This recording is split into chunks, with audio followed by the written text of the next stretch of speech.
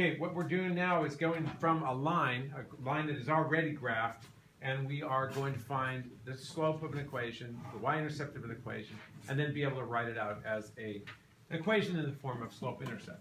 So first of all, this point here, we have to take points that we can actually see. I'm going to zoom in and show you that actually we need to take points that actually go through evenly. We can't take, for instance, this point because it's like 2/3 between places. So this one doesn't work either, that one doesn't work, that one doesn't work, but this one does. So we have 2 points that clearly go through an xy coordinate that we can tell on the graph. This one is going to be 1, 2, 0. That's the point 2, 0. Okay, the ordered pair is 2, 0 describes it. That didn't turn out. Let me do it again. 2, 0. This one over here is down 5 and not right or left. So we're going to go 0, -5.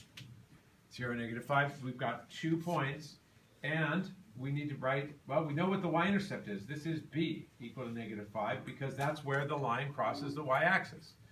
As far as the slope goes, we have the rise over the run. M equals rise over run. And in this case, we're going to go down from this point here, or from here, depending on where you start. Let's start with the y-intercept. We're going to go up 1, 2, 3, 4, 5, and over to the right 2. So it's up 5, right 2, and that equals 5 over 2. We can now write an equation of the line, y equals mx plus b, with m equal to 5 over 2, and b equal to -5. So our information comes now from the graph. The y-intercept is -5, and the slope is 5 over 2. Positive, plane taking off, positive up, positive to the right. Similarly, we have other questions that are very, very much the same. You want to find the y-intercept, because if you have the y-intercept, you're in good shape. You've got a starting point. And it looks like these questions that you're given are going to give you the y-intercept. Look at number 4 over here. We are given the y-intercept right here as 0, -1. Remember y-intercept, so b equals -1. And then from there, we go up 1, all right? And then left, so m is up 1, left 1. That means it's plus 1 over -1. 1 over -1. That means m equals -1. So we write that as an equation in the form y equals mx plus b, plugging in these numbers now, which we can't see. Sorry. So we go up 1 and left 1. So up 1, left 1, and then b equals -1. And y equals mx plus b. So we simply plug in m, -1x, and b equal to also -1. That's the equation of the line, and we're all set. Y equals -1x minus 1.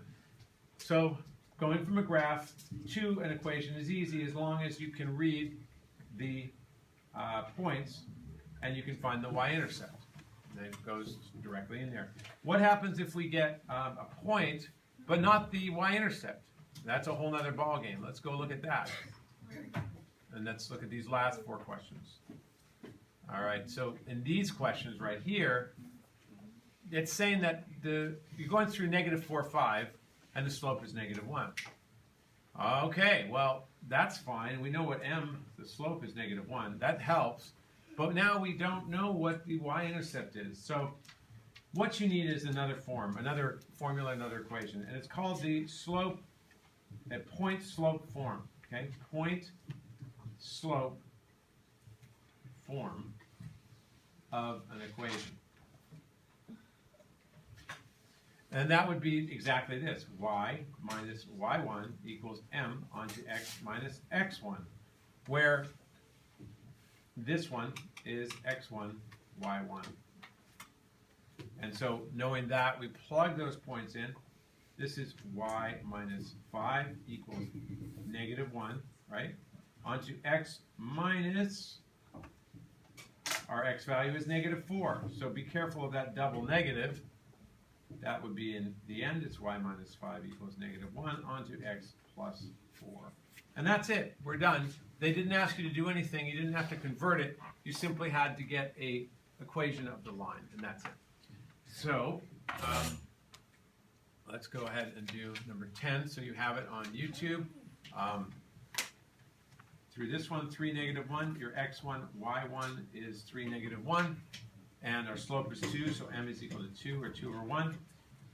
Again, y minus y1 equals m onto x minus x1, and we go ahead and plug those numbers in. X1 is equal to 3, y1 is equal to -1, y minus -1 equals slope 2 onto x minus 3, and we end up with y plus 1, the double negative, equals 2 onto x minus 3.